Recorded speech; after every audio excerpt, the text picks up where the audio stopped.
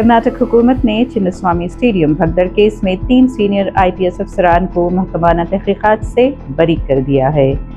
بری ہونے والوں میں سابق Bengaluru police commissioner B Dayanand, سابق ایڈیشنل کمشنر وکاش کمار وکاش اور سابق DCP شیکھر ٹیکناور شامل ہیں۔ یہ کارروائی 4 جون 2025 کو رائل چیلنجرز بنگلورو کی IPL فتح کے جشن کے دوران بھگدڑ سے متعلق تھی، جس میں 11 افراد ہلاک اور 56 زخمی ہو گئے تھے۔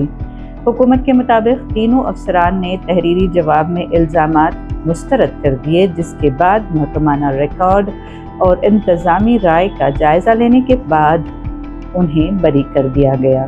البتہ شیکھر ٹیکناور کو آئندہ احتیاط برتنے کی وارننگ جاری کی گئی ہے، جبکہ دیگر 2 افسران کے خلاف کوئی کارروائی نہیں ہوئی۔